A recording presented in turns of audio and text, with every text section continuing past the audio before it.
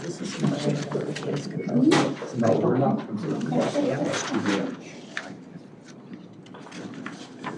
There's this way. Passes by his residence. They have a very clear statement. About this here, 300 feet? Yes, residence. Clear from solar. There isn't that. Yes.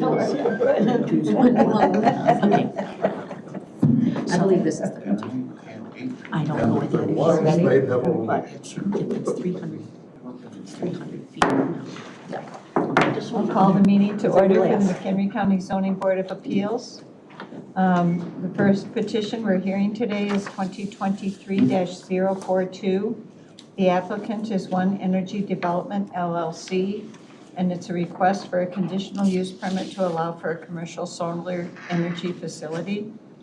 The address is on Oak Grove Road, Harvard, Illinois, consisting of approximately 42.499 acres and located approximately 3,000 feet west of the intersection of Oak Grove Road and US Route 14 in Chemung Township, Illinois. There's several PIN numbers involved with this petition.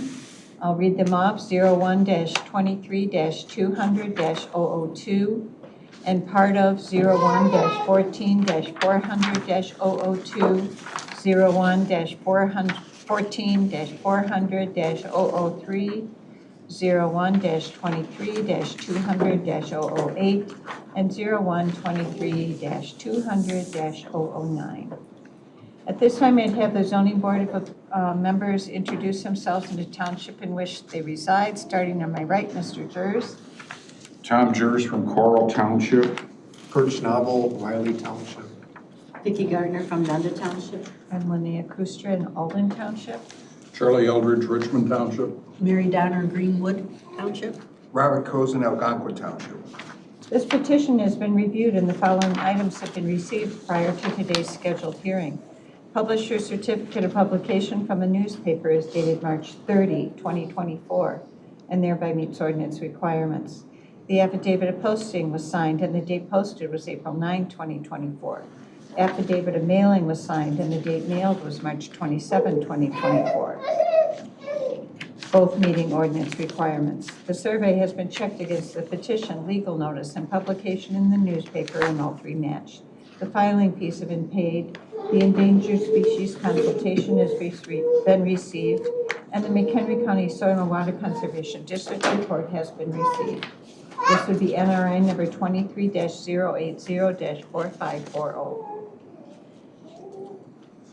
So how the hearing works is we'll have you present your testimony. Members of the board can ask you questions, and then if there's any members of the public that would like to ask questions, you're given 3 minutes to ask questions regarding their testimony. After that, we'll get this, and staff can ask questions as well. After that, staff will give their report, and we'll ask any questions of them.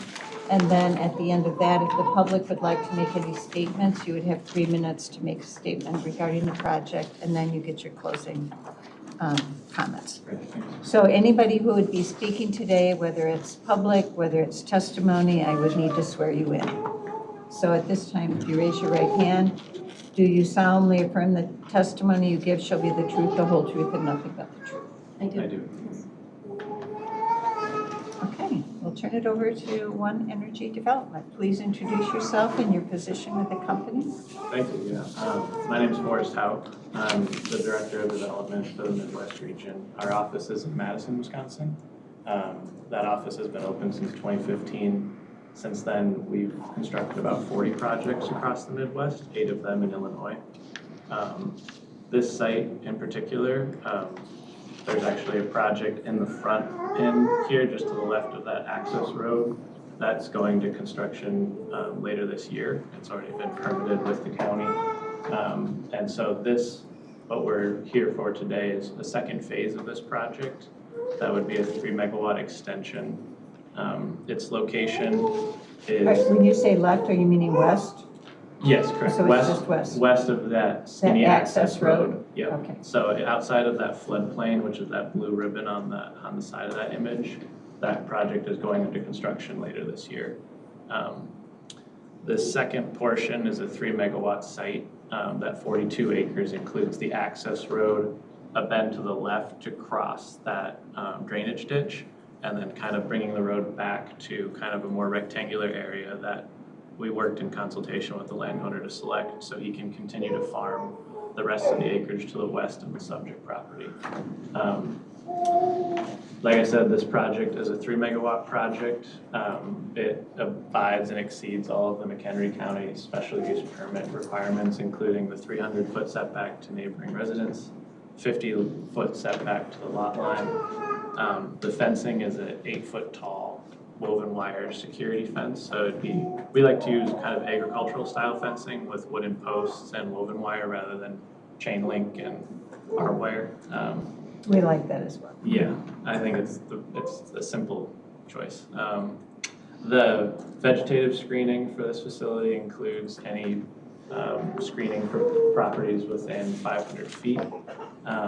Their project doesn't include any lighting. And the site design, as we kind of highlighted in the plan that you have in front of you, abides all of the special use permit requirements. The project, once constructed, would be seeded with a pollinator mix of approximately 30 species. These would be low-growing perennial prairie vegetation that serves a couple purposes. One, it helps secure the soil underneath the panels to avoid any erosion over the course of the 30-year lifespan. These species are picked so that they don't grow higher than 36 inches tall, so they don't shade the panels over time. And then also they provide, this project and the project that we're building in the front half of the parcel are adjacent to a floodplain, and these prairie plants benefit from having a deep taproot. Goes down about 10 to 15 feet compared to that of sort of traditional agriculture where your rootstock goes anywhere between 6 inches and 36 inches down. And so what we've done as part of our application to date is we've completed an EcoCat clearing the subject property with the state of Illinois endangered species consultation. We've completed an NRI report with the McHenry County Soil and Water Conservation District. We have a signed agricultural impact and mitigation agreement with the Department of Agriculture. And we've completed a national wetland inventory and confirmed our FEMA floodplain maps, confirming that the property and the entire fenced area would be outside of any known flood zone. What we are committing to if our special use permit is approved is a road use agreement with the county, firming up a fire access and prevention plan with the local fire station, an erosion and revegetation plan that would include specifics of how we plan to plant and maintain the native plantings after construction is completed. It would also include a landscape monitoring and revegetation plan for any vegetative buffering that would be on the exterior of the fence, in addition to the native pollinators that are planted below the solar panels. We'd also commit to completing a drain tile survey and drainage plan. So we've completed that on the front half, and we know that there is drain tile on the site, which makes sense given its proximity to the flood zone. We would likely use the same surveyor to expand that survey to include this new subject property, identify any tie lines, and our piles are driven every 25 feet, and that gives us a bit of flexibility to avoid any lines that are identified in the mapping. Surveys aren't perfect. If we don't identify a line and we drive a pile into a clay tube, we would stop construction and repair that before continuing as part of our drainage plan. And then finally, we've included a decommissioning and financial security plan that would include all of the decommissioning requirements required by the county and the state. This project would be a 3 megawatt site, so once constructed, it would generate roughly $21,000 a year in tax revenue for the county. And so over the course of the project's lifespan, that'd be about $650,000 of additional tax revenue, in addition to what the site currently produces as an agriculturally zoned parcel. I believe I hit on the special use permit requirements, but if there's any questions, we'd be happy to go further into any of those items. Okay, I think you touched on all those as well, so we'll just start with questions on my left, starting on my left, Mr. Kozin. Thank you. Is Oak Grove Road a county-maintained road? Would you know that? I believe it's a township road. We just had to go through the driveway permit process for the first project that's being constructed there. And off the top of my head, I want to say it's a township road. So the access at that point, and my question is eliminating the curve, is something that would require further consideration? Yeah, the apron would be already constructed from the first phase of the project that's there. And that driveway permit's already been secured. So this would be an extension of that driveway permit with the township. Just going along that driveway, could you just in a narrative format explain that engineering, how it curves and crosses and Yeah, comes back absolutely. into itself? So as you come off of Oak Grove Road, that first straight spell would be improving an existing farm access road that's already present. We'd be using aggregate, so that'd be a crushed stone on top of a landscape fabric, put in at grade so it would not be raised up from the farm fields on either side. That road would have a 20-foot setback from the center line to the project fence line. That's not depicted in this layout of the project that's going to be constructed later this year. So this road continues straight past that first project and then turns left around that fenced area and parallels the drainage ditch before crossing and the existing crossing that's already there and has an active culvert. We would have to have that assessed prior to beginning construction to see if that culvert could withstand the load of construction. If not, we would likely need to come back for a permit to improve that crossing. And then it doubles back upon itself once crossing the drainage ditch to the site access point. And we picked that site largely because there wasn't enough acreage south of the drainage outside of the flood zone. That's the narrative on the engineering, thank you. Yeah. You said that there is another facility that's under construction. Will these two facilities be connected? No, they would be independently wired to the grid. So the first project, the state limits 5 megawatts per continuous ownership parcel. And all of this is owned by our landowner partner, West Grand. And so the first project would be a 2 megawatt project that would have an independent point of interconnection to that line along Oak Grove. The second project would be a 3 megawatt with its own interconnection to the grid. So the total would be 5, but they would be wired separately. So just to go back to the driveway, where is the access to this yet to be constructed but approved facility? They would share the same access off of Oak Grove, so we'd only have one driveway point. It then would turn left almost immediately. You can kind of see where that farm access the road is on this image projected. That is similar to where it peels off to the left and would access that first site. That's already permitted and has its own independent footprint. I have no further questions, thank you. Ms. Dunn, I have no questions. Mr. Eldridge, Just, can you confirm the road? for yes, everyone? just for the record and for the information of the board, Oak Grove Road east of US 14 is a county road. West of US 14, it is a Chemung Township road. Thank you. But the crossing of the creek is an existing farm crossing, is that correct? That's correct. And that's the reason you selected it, because otherwise there's probably Army Corps permitting for a new crossing point. Exactly, yeah. Okay, because I thought it was kind of a weird way to do it. Yeah. But I understand wanting to stay away from the Army Corps. I have no other questions. Ms. Gardner, I just have a couple. How tall are your panels? Great question. I'm 6'2". The panels are sitting upon a steel pile that's driven into the soil. That pile is about 5 feet exposed from earth to the top of the pile. On top of that sits a racking that holds the panels.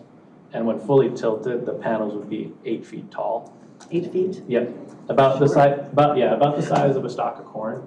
We do single access tracking where Put it's your just, arm up, you're almost at 8 feet. yeah. We don't hire everyone to be 6 feet tall in this industry, but it's sometimes helpful. So when fully tilted, it would be about 50 degrees to the east and to the west in the morning and the evening. And when it's fully tilted, it's that one panel, and a panel's about 7 feet long. And so when it's divided in half, kind of 3 feet at a diagonal above that 5 foot start point.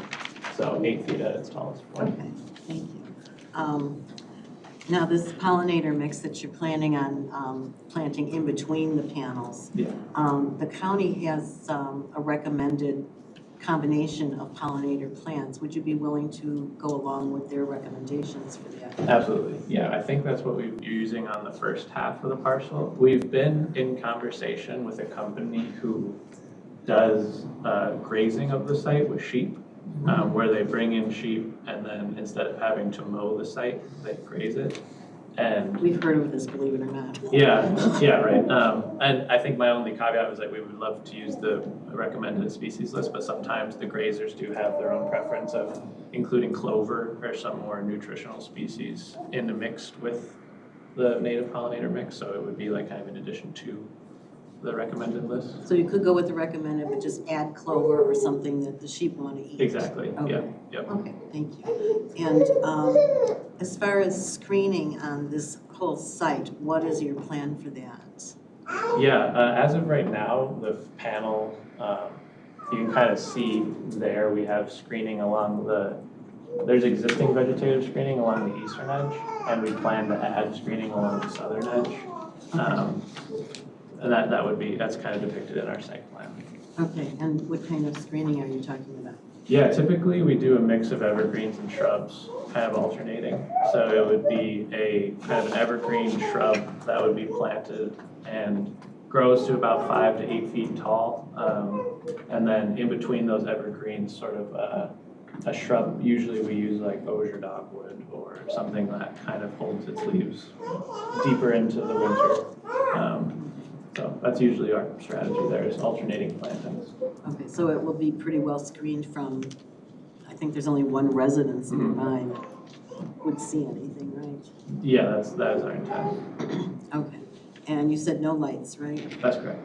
Okay, I think that's all I have, thank you. Mr. Schnappel. Yes, I've got a couple of things. Going back to the crossing area, have you walked that area yourself? I have, yep. Do you recall what it looks like? Is it culvert pipes in there, multiple, single? Yes, single corrugated metal pipe, and then it's where they have the access point where they kind of take all of the corn off the site, so they've definitely taken over flatbeds. It's pretty rutted. We hope that we can improve it as is without replacing the culvert, but we would have to have that professionally reviewed. Those culvert pipes are known to rust out Yeah, after a absolutely. period of years, so. My last question right now then is, where are you bringing the power across? Are you crossing the power at the same general area, or I assume you're burying, trenching it under the creek? Yeah, we would bring it, we wouldn't do the full U-turn. In this projected image, the purple line that says UGMV would be our path with the power plant, with power line. Okay. That would plan to be underground bored underneath the drainage ditch, and all the way down to the point of interconnection where then it would come out of the ground and then interconnect on Oak Grove Road with 3 poles that would be above ground. So it's going to be trenched from the south side of the creek to the new site entrance? That's correct. The entire way? That's correct. And what about south of the creek along that road? Those are all underground as well? That's correct. Yep. That's it for me for now, thanks. Mr. Jers. No questions. Staff?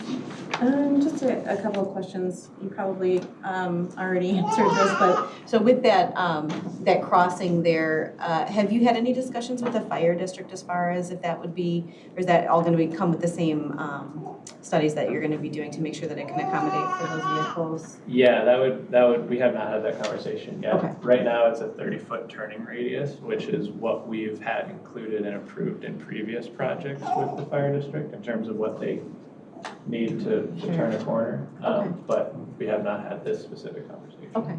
And then I think the only other question I had was, is that residence that is, I believe it's to the southeast, is that more than 500 feet from the array that you are aware of? No, it is greater than 300, but less than 500. That's why we're, have the screening kind of extended on that southeast side. Okay.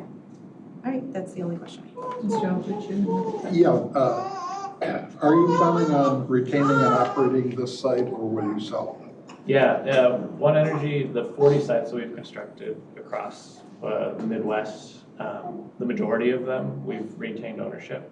But in Illinois, it has been more complicated as part of interacting with the state rules. So the project that we're building on the front half of the site, we've developed it and are managing construction, but we have another partner who will be the long-term owner. So I can't say for sure whether or not we would have the same relationship on the second phase. But it's likely. It's likely. Okay, thank you, that was all. does any member of the public have a question? Yes. Okay, would you come up and just identify yourself and your address, and then you can have time to ask questions? Up here Any somewhere. place up here. Just because you're being recorded, we want to make sure that you can be heard for the recording. So my name is Anna Sass. We reside at 21202 Oak Grove Road. And Would that be the home that's nearest to the panels? Okay, so we so you're going to ask him questions now regarding his testimony. have 3 young children.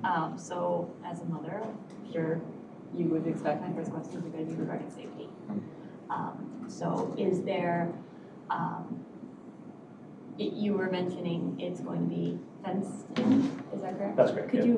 Would you mind elaborating on the fencing? Yeah, so it's wooden poles placed every 8 to 10 feet. And then in between those poles is a tension woven wire fence, similar to what you see around like an orchard. It'd be 8 feet tall. Usually it's a graduated woven wire, so that means like the squares are larger on top and smaller on the bottom. And then it's secured at each post every 8 feet, and then would have one gate at the front. And then, let's see, what else can I say about the gate? You don't have any photos of what it would look like. I don't, unfortunately. The gate is a swinging gate that would be secured with usually a chain that has multiple locks on it, because usually there's multiple people who need to gain access to the site. Usually one lock for the fire, one lock for the owner, one lock for the vegetative maintenance crew. And then so those would be the 3 people who would be able to access the site once constructed. Have there been long-term studies on safety with it being in such a close proximity to a residence?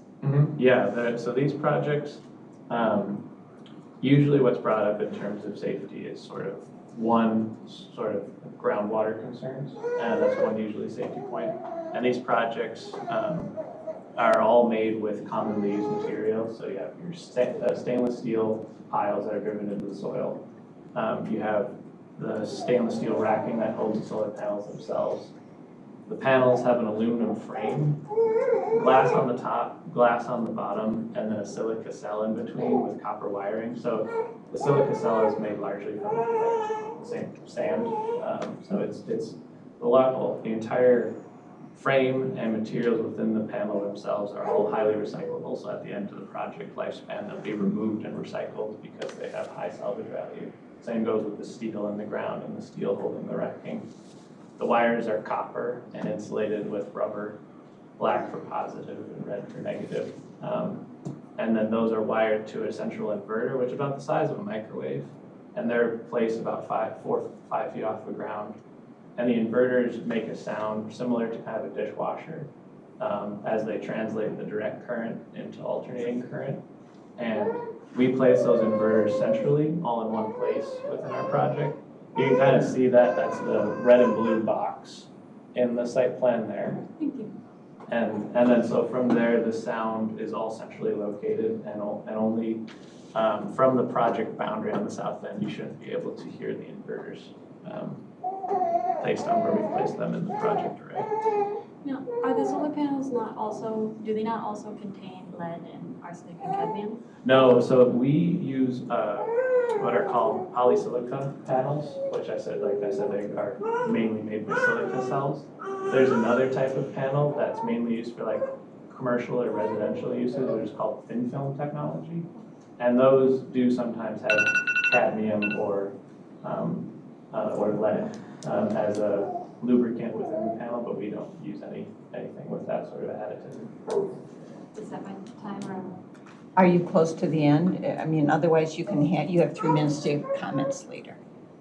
I think I just had 2 more questions, if that's okay. I'm going to go ahead and let you answer. I feel like I've been blessed. Yeah. So. Thank you. Are they sorry, I'm trying to think of the phrasing. I was reading that they can be dangerous because of the large size in the panel, that they can be a danger to look at because of the reflectiveness. Have you ever heard of that? Oh, in terms of glare? Yes. Sort of. Okay, yeah. So each of our panels has an anti-reflective coating on them. And so they are made of glass, but then they are covered with this anti-reflective coating. And the FFA has done studies of sort of how they sort of measure that reflectiveness. Like we've done actually 3 projects on the grounds of airports.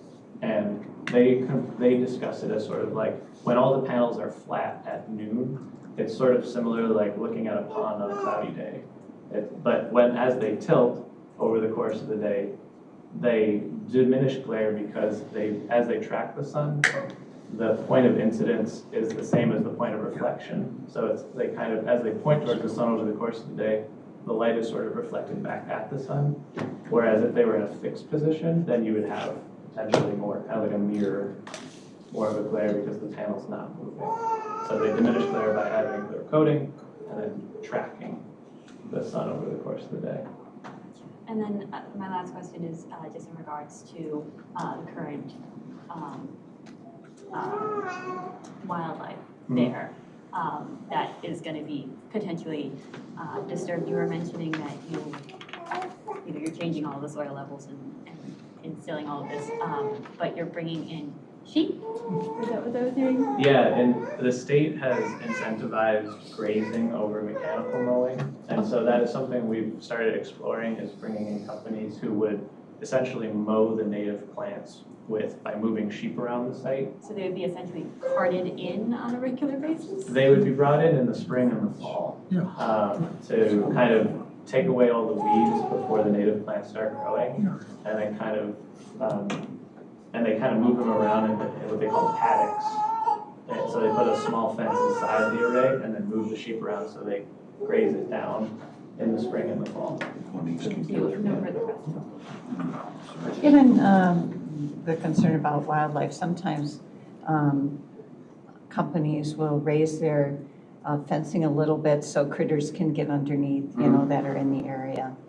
That's something you might want to consider too. Sure, yeah. Excuse me, Madam Chair, there are questions from folks, just 2 points. Yeah, sure. Thank you. Are these panels dual reflective? Yeah, they are, they're called bifacial, and so they have glass. The panels, the projects that we installed 5 years ago, they had glass on the top and then kind of a plastic back sheet on the back. We've largely gone to exclusively glass and glass because it especially helps in the wintertime when the days are shorter. If you have some snow on the ground, it allows the panel to pick up sunshine reflecting off of the snow. And so even though the days are shorter, you get to generate a little bit more energy. And then my last question, follow-up, is this site remotely monitored? And if so, where is your point of control or attention? Yeah, no, great question. On the site, the inverters are all wired, so they are connected to the internet, so we can see what production looks like at any given moment. And that helps us maintain the panel, so if something's not reporting well, we can send someone in and they can look at the inverter or the panel themselves. So we have that remote monitoring, and then ComEd has their own remote monitoring at the point of interconnection where they can remotely turn off or turn on the project if they're doing work along the distribution line. So if they don't want power flowing onto the grid, they can remotely disconnect. Thank you. Okay.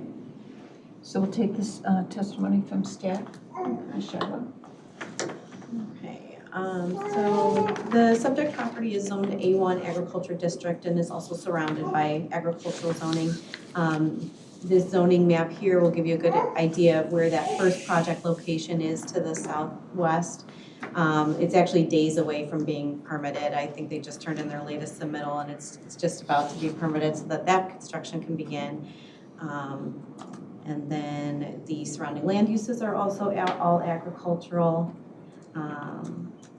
Future land use designation is also agricultural on the site. So after decommissioning, of course, it would be able to go back to farming or whatever agricultural uses are deemed appropriate at that time.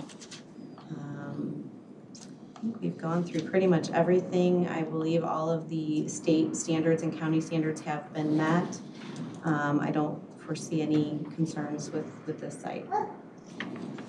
Any members of the board have questions for staff? Okay, at this time then, if you would like to give a public statement regarding this, you're allowed to do that. Any member of the public?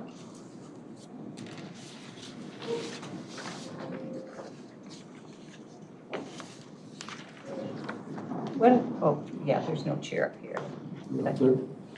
Well, that's fine. You're fine. Yeah, if you speak up, you're fine. So first, good afternoon. My name is Jonathan Sass. I live on at 21202 Oak Grove Road. Me and my wife, we actually just purchased that home just a couple years ago. Just due to we had a growing family and we needed more rooms. However, we also purchased it because we got it to be frankly just our forever home. We were looking for a place where we could have like chickens and a garden, as well as a nice view. And that was actually a major decision because whether we had our family over, whether it was our realtor, whether it's our friends or families from church, everyone that we come over has said, God's really blessed you with a really nice, beautiful property. And that is something that we have kind of just dreamt for a while. I honestly will just say, I kind of feel like this kind of puts some of that at risk. I know it can be very helpful in certain areas. I know there's some cons to it, but as a personal resident of that home, I'm just gonna call it just for us, what we see it as what it would be is it would be a little bit of an eyesore. Right now, I can go out my kitchen patio and right now we can look out when the sun's setting. It is truly beautiful just being able to look out and just see the soybeans or see the corn crops, or just even if it's bare, whether it's with dirt or even, especially with snow in the winter, it is a incredible view, and that's something that we personally feel like we invested in when we got this property. But I feel like if you put that in, that's something that, one, in a way, it's not our property, it is kind of part of our home, and it is something that does kind of get taken away. We can't really get that back. It's not something where people are going to want to buy a home where they have that in their backyard. It's not something where people are going to want it because it's kind of like a modern day industrial. We also feel like this would affect our property value as well, because if we ever want to sell it, not only are people not going to want it, but it's going to be a little bit hard to market it. It is really a change of scenery. It's going from a tranquil home in Haven to a little bit more of a modern day industrial farm plant. Even ignoring the cosmetics, we kind of feel like this will also have a little bit of an effect on just our daily life. On our property on there, right next to us, part of our property is actually a, what's it called? The water? Wetlands? right next to our, not next to our property, part of our property, and it actually extends into there a little bit, is a piece that we call the wetlands. In doing our research before we bought the property, it actually plays a significant role in water quality. It plays a significant role in flooding and erosion. If we get heavy rains, that area ends up getting flooded. But one of the things I have found is, in doing it, it's actually supposed to be really good for the environment. That actually extends more than just the little circle that's on the graph. It actually extends out further.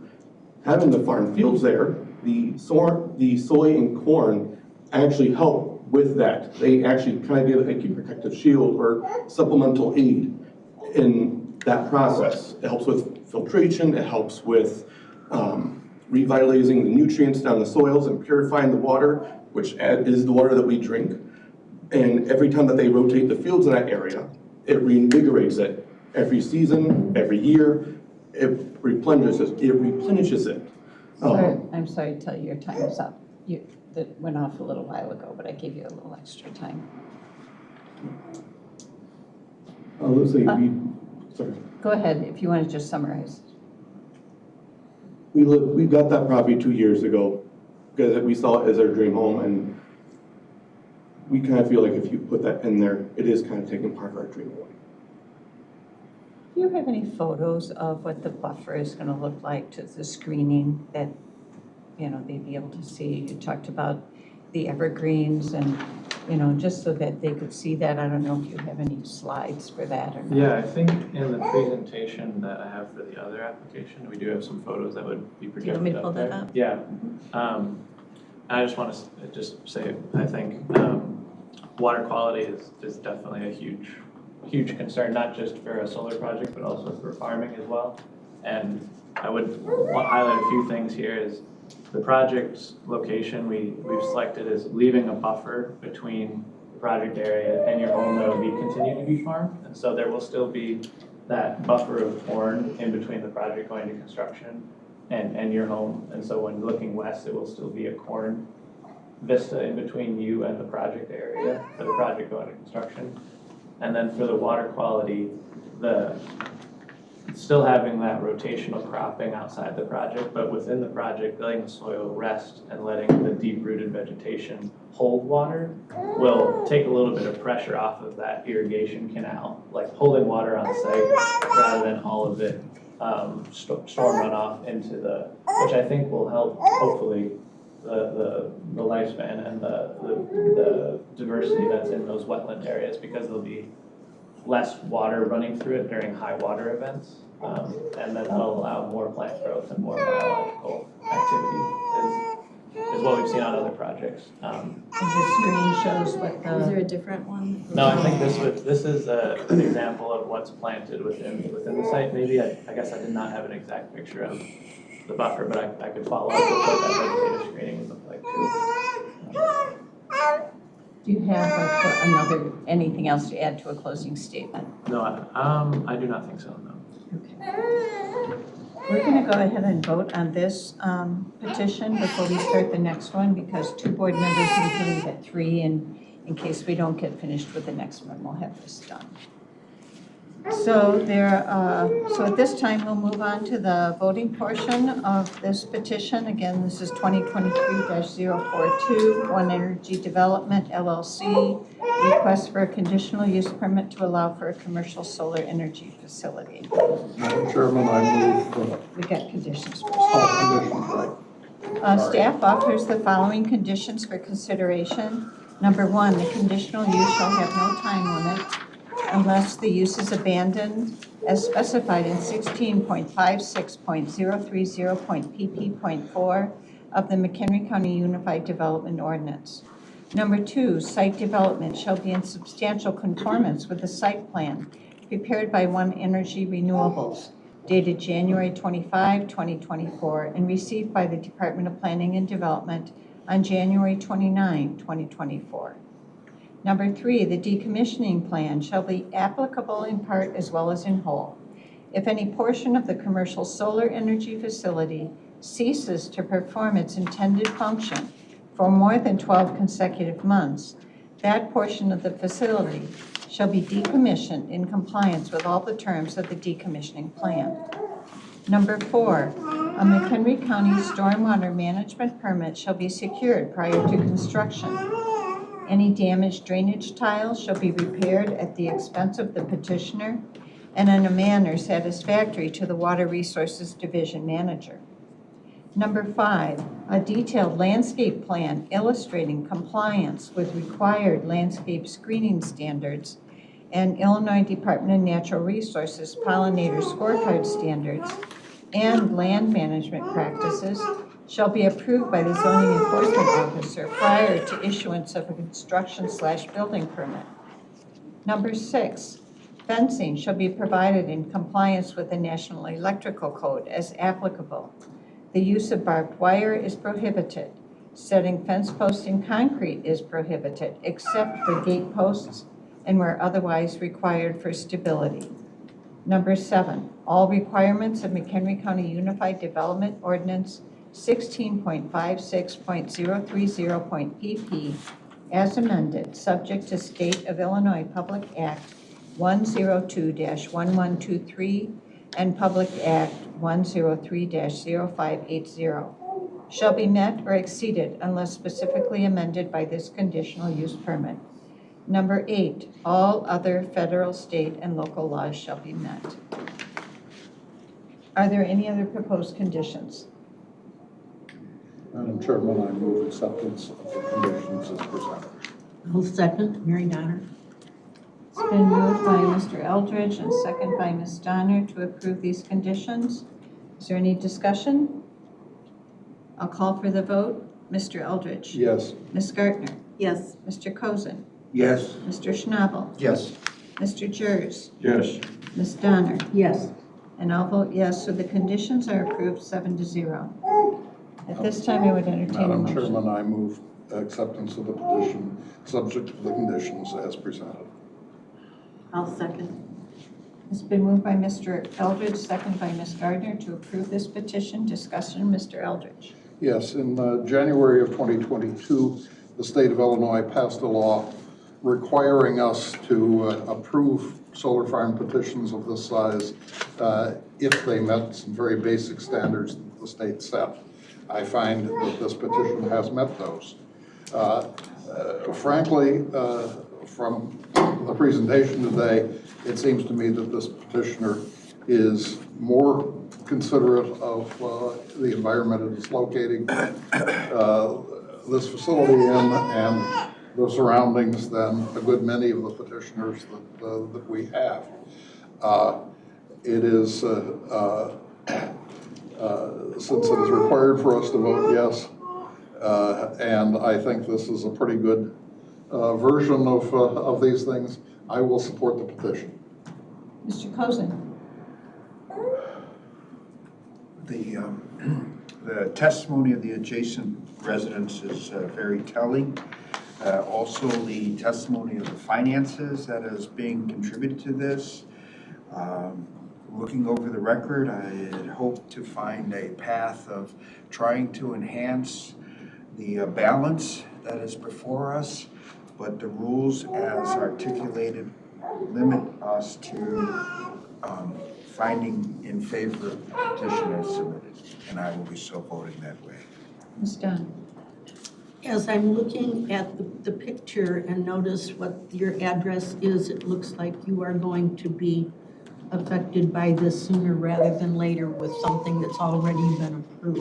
Am I correct? If they're right Yes. down here, then what you're talking about is the original parcel, and that was zoned that way how long ago?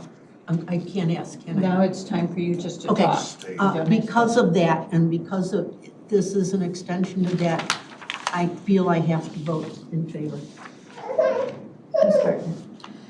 I agree with what's been said, and I do want to thank Ms. Senses, is that your name? Sense, okay, for the intelligent questions that you asked, and I hope that that cleared up things for you. I also want to point out that farming is somewhat difficult for land. It adds fertilizer and things pesticides, things to the soil, that this will not. This is a very quiet, passive neighbor. Once it's installed and the screening is in, I think it's gonna be something that we would like to hold all other petitioners for this type of facility too. So thank you very much for your presentation, and I'm in favor. Mr. Schnabel? I agree with everything that's been said so far. Mr. Scherz? To the surprise of my colleagues, I'm going to vote yes.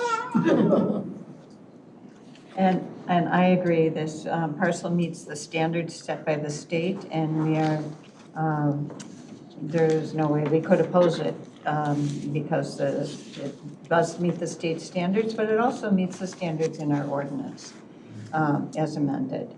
And I think the addition of the buffer, the screening helps with neighboring properties, and several studies have been done regarding property values adjacent to solar farms, and there's been no or very, very minimal impact on real estate values. We've heard that many, many times on that testimony. And so I think that's maybe some assurance to the neighbors that are next door, but I think the standards have all been met, and I'm in favor of the request. So I'll call for the vote. Mr. Eldridge? Yes. Ms. Gardner? Yes. Mr. Cozen? Yes. Mr. Schnabel? Yeah. Mr. Jers? Yes. Ms. Donner? Yes. And I'll vote yes, so this goes to the county board 7-0 approving it.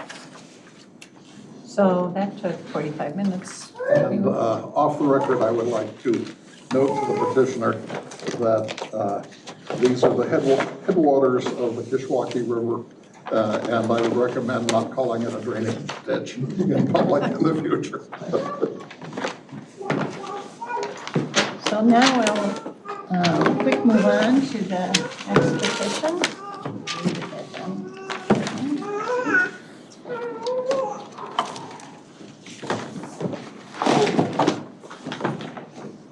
Okay, so the next petition for the day is 2023-041. The applicant is One Energy Development, LLC. It's a request for a reclassification from the E1 Estate District to the A1 Agricultural District and conditional use permit to allow for a commercial solar energy facility. The address is Lily Pond Road, Woodstock, Illinois. Property consists of approximately 20 acres and is located approximately 1/2 mile north of the intersection of Lily Pond Road and US Highway 14 in Door Township, Illinois. The PIN number, it's part of 13-23-100-002. I won't have the board members introduce themselves again. So this petition has been reviewed and the following items have been received prior to today's hearing. Publisher's certificate of publication from a newspaper is dated March 29-2024 and thereby meets ordinance requirements. The affidavit of posting was signed and the date posted was April 9, 2024 and thereby meets ordinance requirements. The affidavit of mailing was signed and date mailed was March 27, 2024. Survey has been checked against the petition, legal notice and publication in the newspaper, and all three match. The filing fees have been paid. The endangered species consultation has been received. And the McHenry County Soil and Water Conservation District report has been received. That would be NRI 23-079-4539.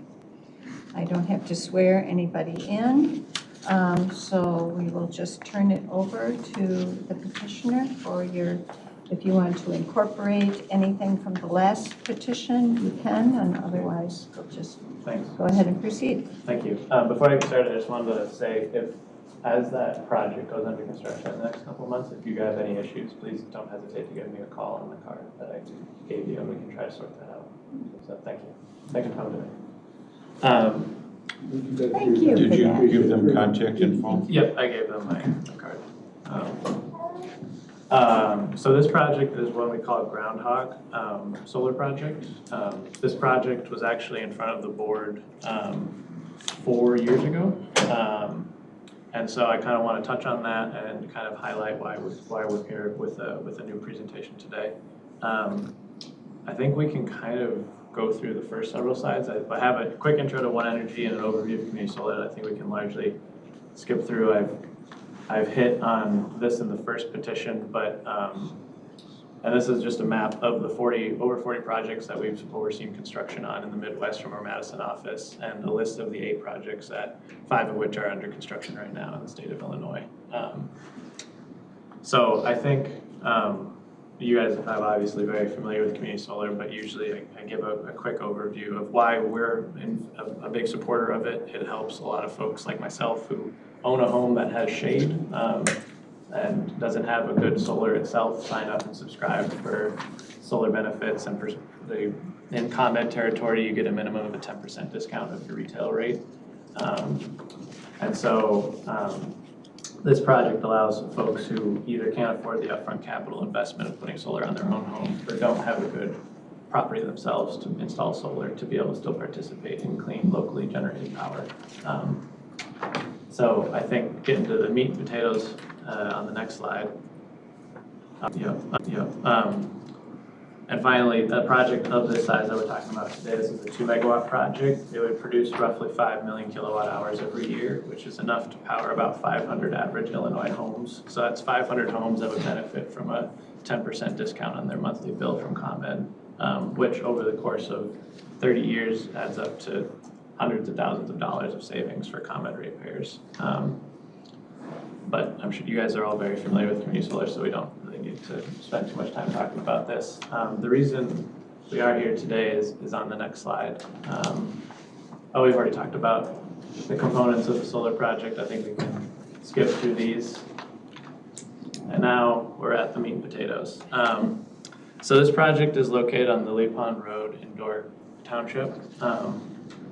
The property itself is a 30-acre site, which is divided by Lily Pond Road as it kind of jogs across a rail line that runs northeast to southwest. The majority of the parcel is zoned E1, and the minority of the parcel that's west to Lily Pond Road still is zoned A1. And what we're here to ask for today is— It's actually southeast to northwest, correct? The rail line? South, Not east, northeast. yes, thank you. So in addition to a conditional use permit, we're also requesting a zoning map amendment to change this is 30-acre site, majority currently zoned E1, and our 20-acre project site is entirely within that E1 area.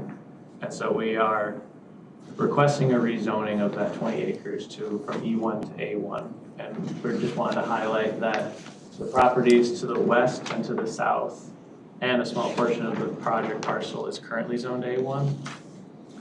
The parcel itself and the property area, the project area, is zoned E1 but currently farmed. The same is for the parcels to the east and to the north. Those are owned by our same landowner, and they are zoned E1, but they've been farmed since he's owned the parcel, which he purchased in 1985.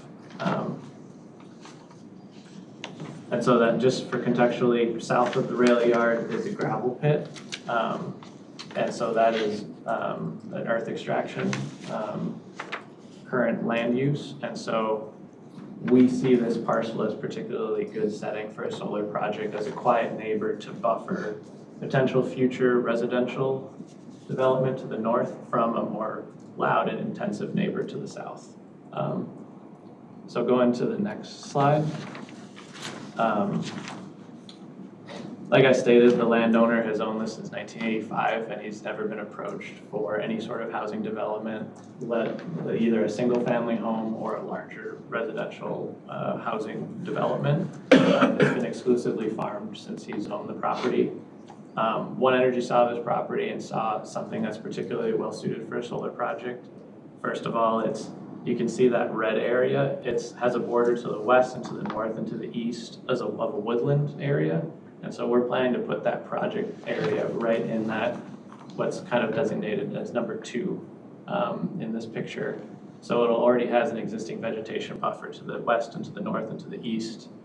I've spoken to the neighbors to the north and to the south. They didn't voice any issue with the project. And so requesting the zoning change from E1 to A1. The property owner is very invested in this because he would see a benefit of going from a farming tenant income to a solar income himself, and then the county would see an increase of tax revenue from, I want to say the average income tax revenue for this project, this parcel over the last 5 years is around $480, and it would go to $21,000 a year. And in addition to that, the rail line serves as a little bit of a raised, almost like a dike, and so there is some water pooling that happens on the southern edge of the property that I've discussed with the landowner. And we believe that all of the water retention benefits that the native plants underneath the solar panels could potentially alleviate that water pooling. It's not a current FEMA floodplain, but it was a historic floodplain prior to the rail line going in. Going to the next slide. The proposed land use of a solar project is, as well highlighted in the staff report, is in line with the 2030 comprehensive plan and the 2030 and beyond report. As a petitioner, we'd like to make the argument that the solar as a quiet neighbor is in alignment with the intent of the future land use map. You kind of have, in the future land use map, you have residential uses north and east of the property, and more commercial and industrial uses to the south and to the west of the property. And we think this was marked as a future land use area as sort of an estate buffer. And we think a solar project could perform a similar role of providing a quiet buffer area between any future residential development that happens and the already existing gravel pit to the south. And solar is a temporary land use, so if this project, if you approve an A1 rezoning and the conditional use project, the project would exist for 30 years and then be removed. And at that point, if housing development has expanded in that 30 years, it would still be a prime candidate to be developed into housing in the future. So I think that is what I wanted to hit on the rezoning piece. A final conditional use request piece is, this is the layout of the project as we proposed it to the county. It's a 2 megawatt, 20 acre site. It abides or exceeds all the conditions in the McHenry County ordinance. 300-foot setback to any neighboring residents, the fencing and the vegetative screening that we've talked about before. We don't believe we don't have any planned additional vegetative screening on the site, as there's already existing vegetative screening to the west and to the north and to the east. There's no lighting on the site, and we've designed the site, as you can see, with sort of that step down to the east, so there wouldn't be any tree removal. Additionally, you can slightly make it out below the array, but this is sort of a major farm access for this site, and the properties to the west are all owned and farmed by the same tenant farmer.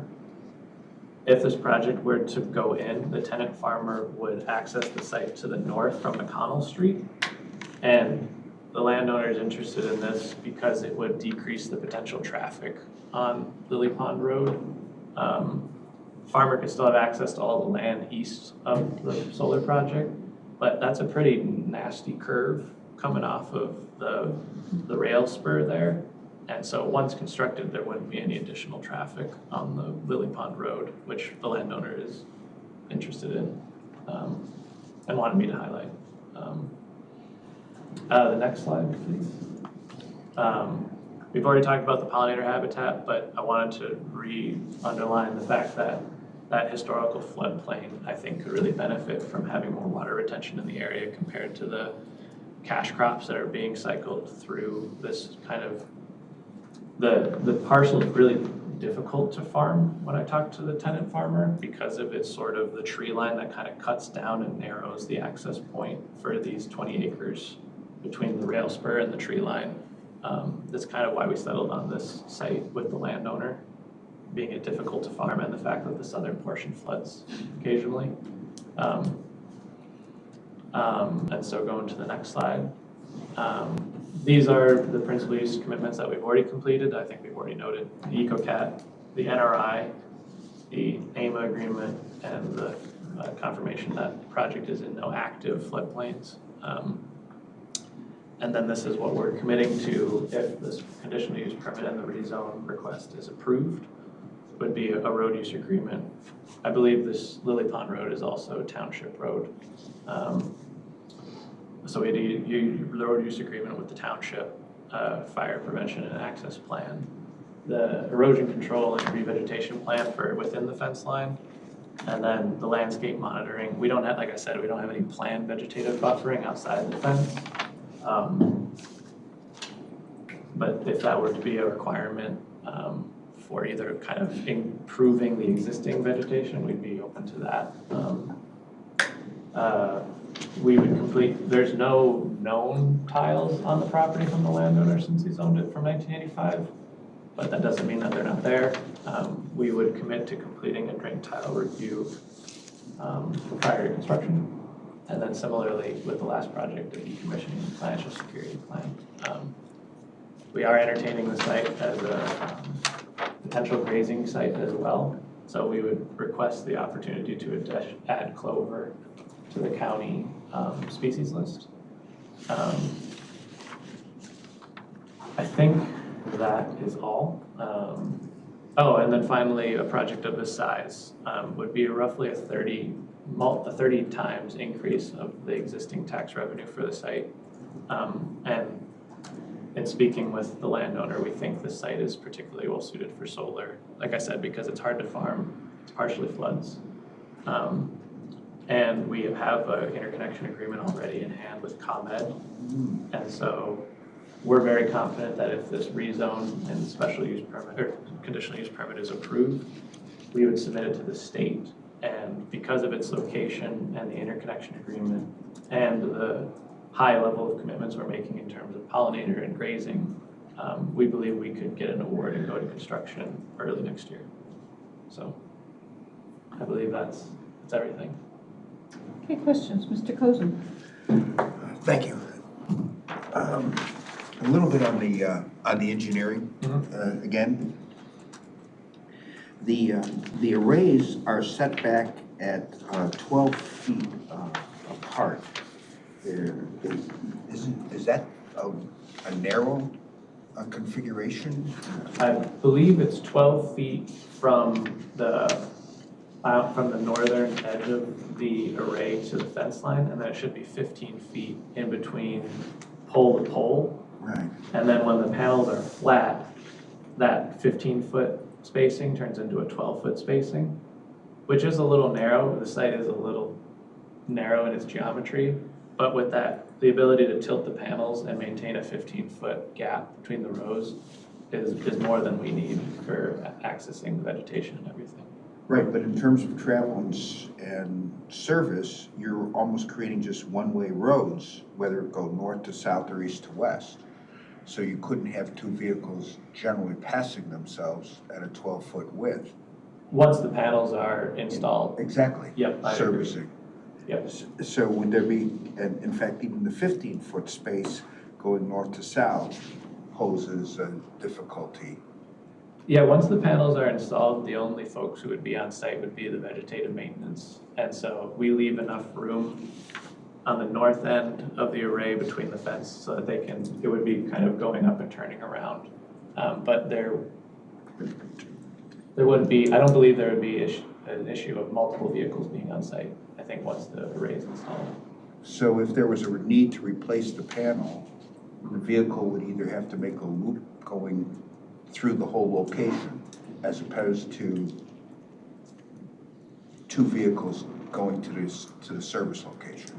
I suppose, yeah, if it is a truck, they would need to kind of do that. Often they kind of bring like a UTV on site, which would be able to navigate that space. But I think, yeah, I agree with your point.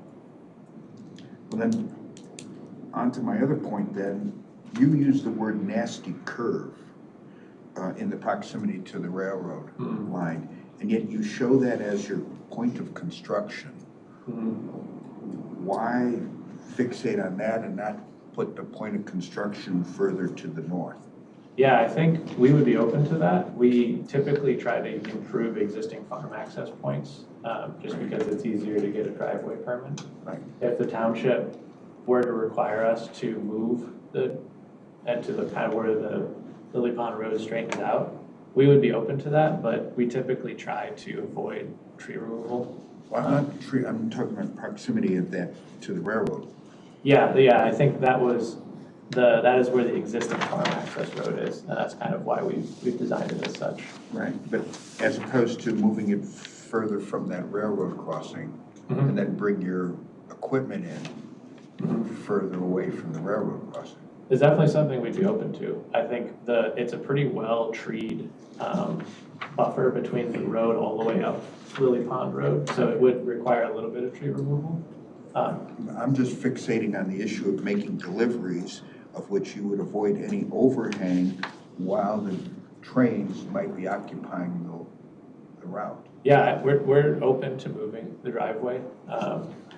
It's just we believe that the least invasive path is keeping it at where the existing one is. Right, but it was your words to say nasty curve.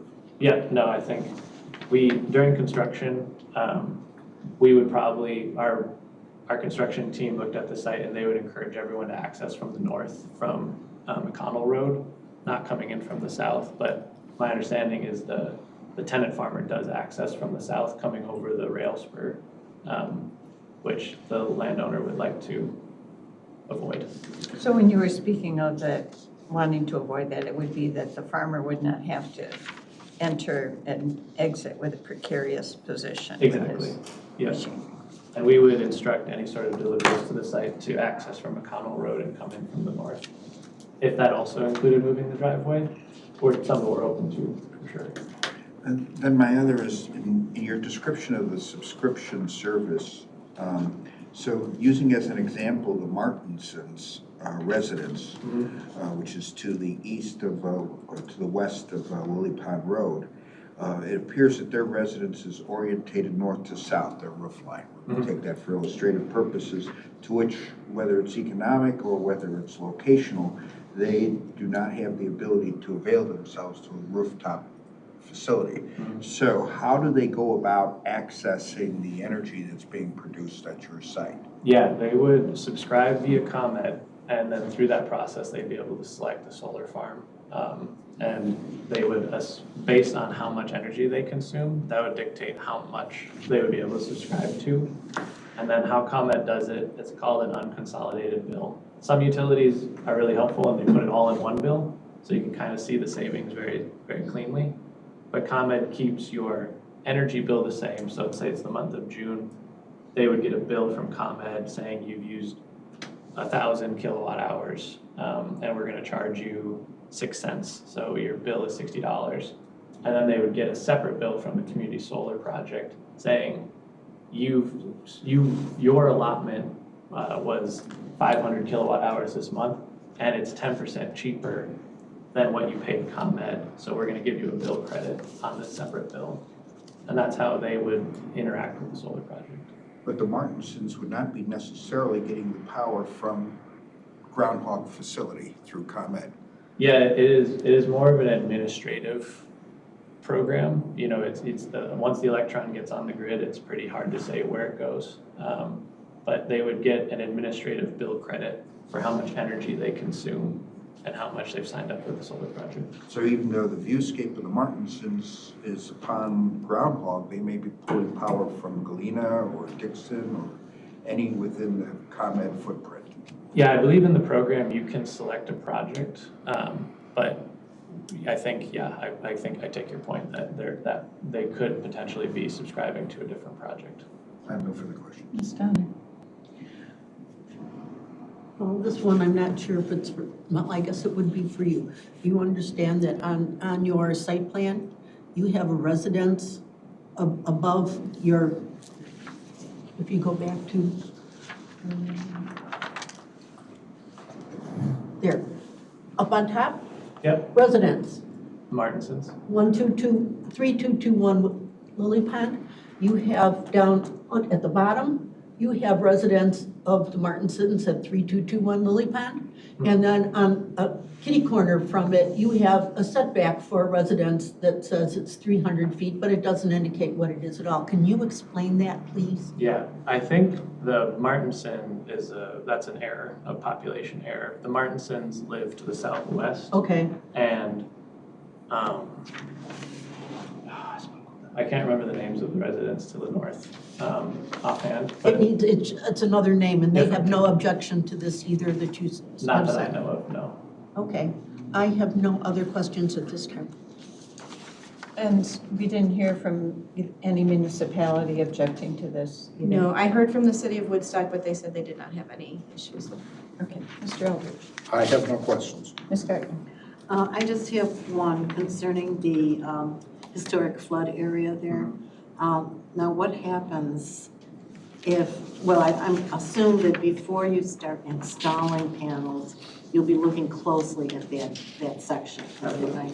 Okay, and what happens then if you install panels there and it becomes a problem? How will that impact the project? Yeah, I think what we've done is we've tried to minimize any sort of panels within that historic flood area, which is you can kind of see on the projection. Those panels that are in that area, those, so those steel piles will be driven into the ground. All the wiring is 5 feet up in the air underneath the solar panels themselves. And so we're not too concerned about that wiring. The real issue is where you place the inverters and the transformers, which we've done further north outside of any areas we think are prone to flooding. Because that equipment, the transformer specifically, is ground mounted on a concrete pad. And those are the areas that we specifically make sure have no flooding issues or pooling issues. And that concrete pad is about 10 square feet and is raised slightly to further kind of combat any concerns around water pooling. Okay, so if panels are installed in that area and we have one of those historic floods and they either just tip over or the posts rot out or rust out or whatever, then is that gonna impact the project viability? No, we don't believe so. We use galvanized steel, and so, like I said, they're about 5 feet exposed out of the ground, and they go about 8 feet deep. And so, if there is some pooling of water on the surface, it can accelerate the corrosion. But the galvanized steel is pretty robust.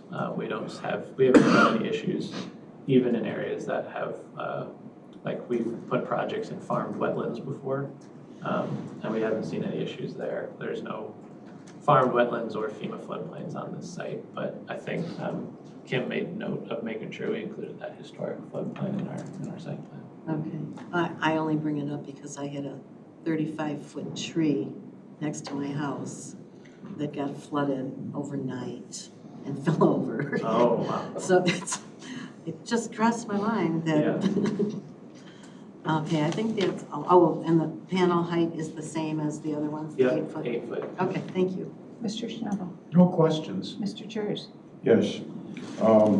In regards to the driveway, if we make one of your conditions, move that as far north as possible to get that driveway out of the curve, that people coming from the south are already confused with the railroad track, and they're making a right, and then they cross the track and make a hard left. It's just gonna create, I know you're not gonna generate a ton of traffic, or hardly any, but I think it'd be much safer moving it to the north. I'd like to make that one of the conditions. They would make a hard right. Well, it's an S curve as it goes over the track, so the driveway should go north. We definitely would be open to that. I think Okay. we would, sorry, go ahead. Have you done other solar projects for this same landowner? Yes. In Garden Prairie? No. This landowner is actually the same as the last project we just discussed, West Grant and West Grant, and then I forget the name of the other. I know he's got multiple solar farms. There's a big one in Garden Prairie. No, I don't. Same guy. That's not ours. Okay, that's all. Okay, my only question is regarding the IDNR had some recommendations because of the FEN and the endangered species. So they had some recommendations on things to do in your construction phase. Are you willing to accept those as part of your application? Absolutely. So that's my only question. Does staff have any questions? I don't have any questions. I did just want to clarify that if the driveway were to be moved to the north, I believe it would trigger an additional hearing because we would need a revised site plan.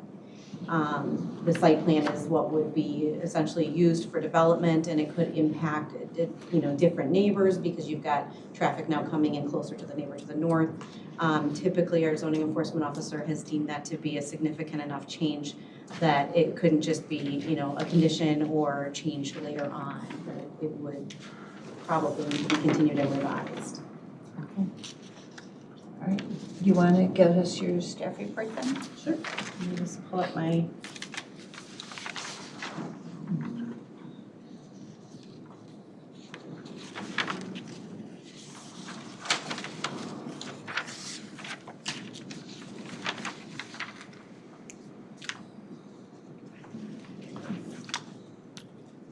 So as was mentioned, the property is zoned E1 Estate District along with the surrounding properties to the north and the east.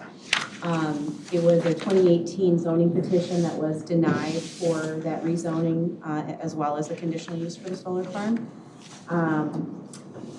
The property was zoned estate back in 1955, along with the properties to the east that still continue to be farmed to this day. None of that has been developed for subdivision at this point. The property is currently used agriculturally as well as the surrounding. There is the one residential site to the north, the railroad to the south, and then the gravel pit uses to the south. A future land use designation, the applicant went over that, designated for estate. Did go out to the site. I saw the concerns with the curve there as well as the railroad, and off to the north is a bit of a hill as well. I had a bigger concern for it remaining estate. Seeing it as a subdivision going in there would generate a lot more traffic. So I believe that this would be a good use for the property to have less traffic there. But other than that, I do believe all of the state regulations have been met as well as the county standards. So we have no objections. Anyone? I have a question. I think it should be for staff, but that's why I was saying it could have been for you. When this is decommissioned, will it remain agriculture and not go back to R1? Right, it would remain as agriculture Once zoning. it goes back to agriculture and stays that way forever? No, they could ask for something else. No, say I'm rezone. saying, Yeah. once it's Another decommissioned, petition. a next petition would require another petition to Yes. get it back to R1. Yeah. That was my question. Okay, No, Mr. Cozen. Yes, thank you. Do you know the identity of the rail service that is using that line? I don't think it's on our map. I don't have that information. For a map amendment under state statute, am I incorrect that the identity of the land trust should be revealed during the petition? Yes. And what is the identity of the Woodstock First National Bank Trust 2325? If you know that, if you don't, It's in we the- can put it in the file. It is in the file. We have the Okay. breakdown of the land Benefit. trust in there. Yes, it is. Thank you. That's- Okay. Do you have a closing statement? No, I think the point from the staff report was echoed by our landowner, having owned property for over 40 years, never approached for residential use as it is, and he thinks that a solar project here would make a good use of the property and would benefit him, and would also bring the tax revenue. I think also in the water report from staff also indicated that we're equidistant from two important aquifer areas within the township, and this project kind of would connect two existing, what was identified as green infrastructure areas within the township. And so I think it's not only a better use than the potential residential zoning, but the environmental benefits that the deep-rooted pollinator plants would help kind of provide a continuous corridor with those other two ecological areas that were identified by staff. I think going back to the point, we would be open to moving the road, but as we are coming up on the June deadline with the state program, having another hearing would be a bit detrimental to us, so it would be our preference to be approved with the proposed driveway. And then when we go and work with the township, if we cannot secure a driveway permit at that time, we would be willing to come back for another hearing.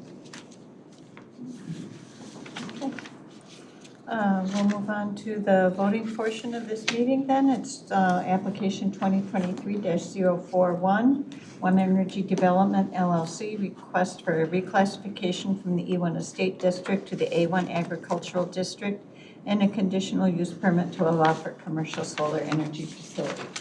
Now, Kim, do we have to do it all at once? So I should just read the conditions and we do it all at once, or should we do the rezoning and then the conditional use? I think you could do it all at once, and then if you wanted to divide the votes, you can, although conditional use does need the rezoning in order to be approved. But yeah, I think you can do the conditions now and then go. Okay.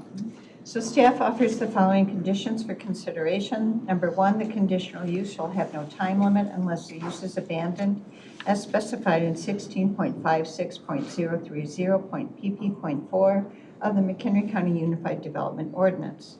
Number 2, site development shall be in substantial conformance with the site plan prepared by One Energy Renewables, received by the Department of Planning and Development on January 29, 2024. Number 3, decommissioning plan shall be applicable in part as well as in whole. If any portion of the commercial solar energy facility ceases to perform its intended function for more than 12 consecutive months, that portion of the facility shall be decommissioned in compliance with all the terms of the decommissioning plan. Number 4, a McHenry County stormwater management permit shall be secured prior to construction. Any damaged drainage tile shall be repaired at the expense of the petitioner and in a manner satisfactory to the Water Resources Division Manager.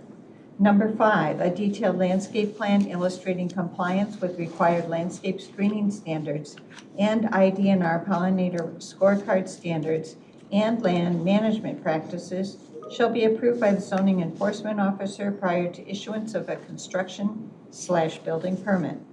Number 6, fencing shall be provided in compliance with the National Electrical Code as applicable.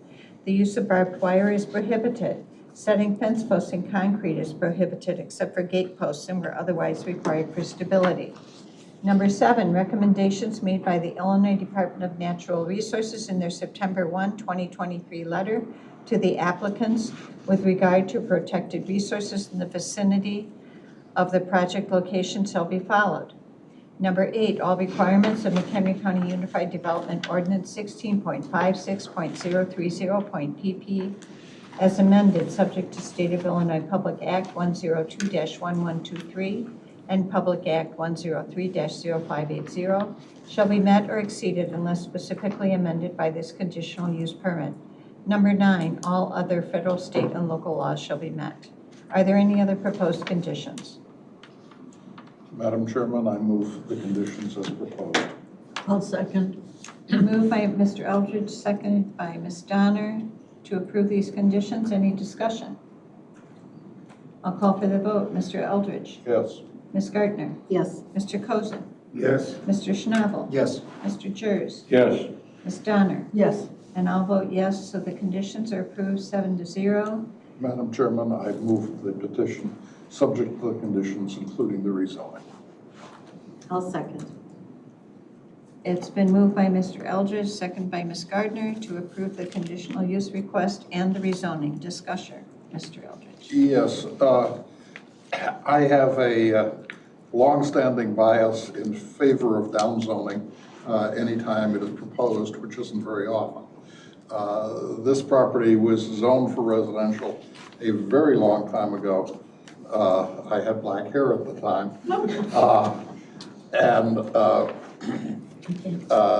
Has become more and more unsuitable for residential as a result of the very large earth extraction operations more or less directly across the street from it.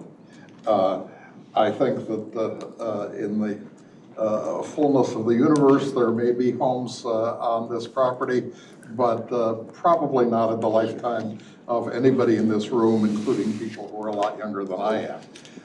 In any case, it is not suitable for residential in the next 10 or 20 years, or however long the earth extraction operation goes on. I think that people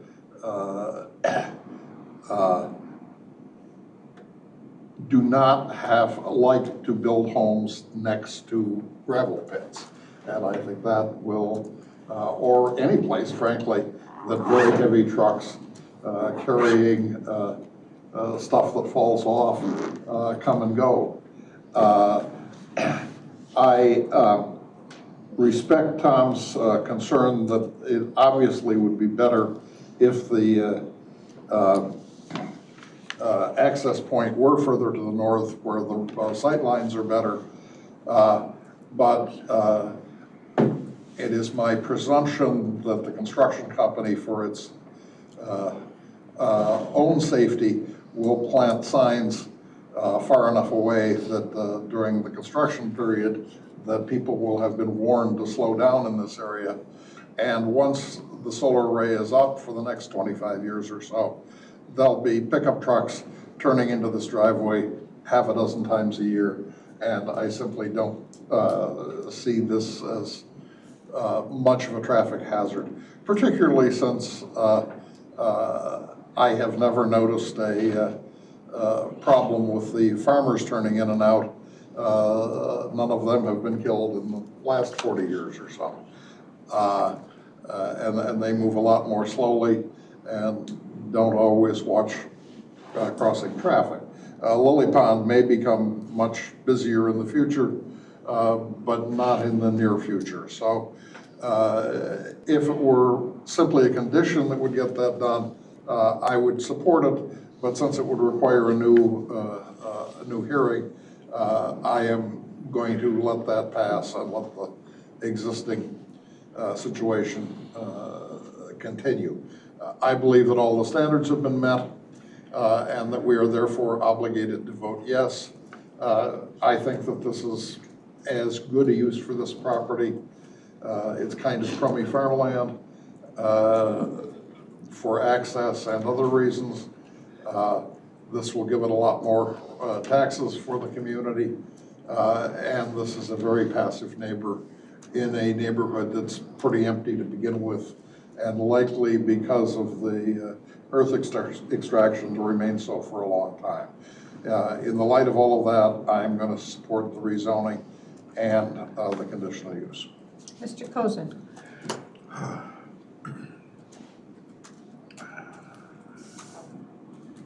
The most interesting discussion that came to light is the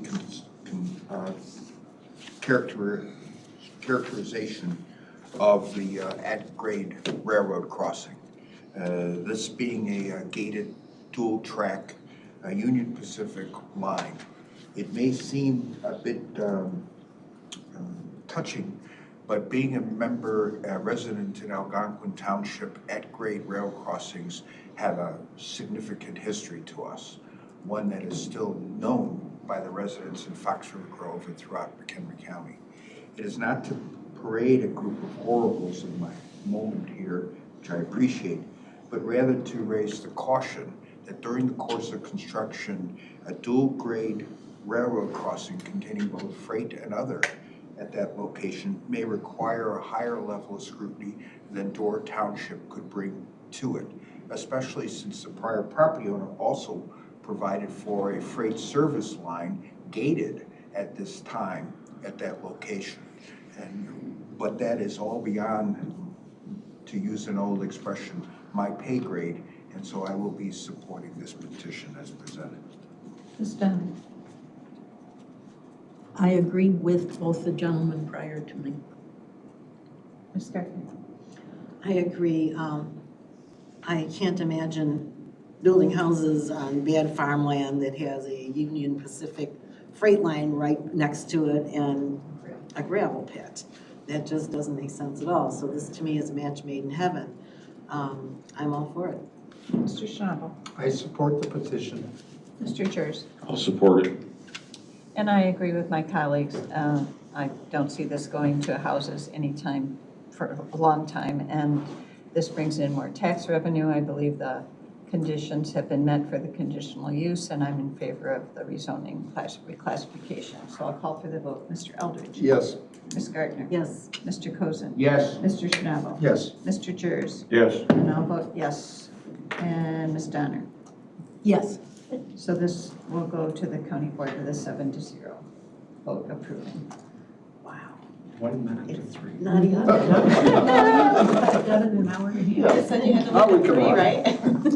So, it's closed. Thank you. Thank you for your presentation. You did a fine job, and thank you for addressing the neighbors' concerns the way you did. That was just really respectful and just good.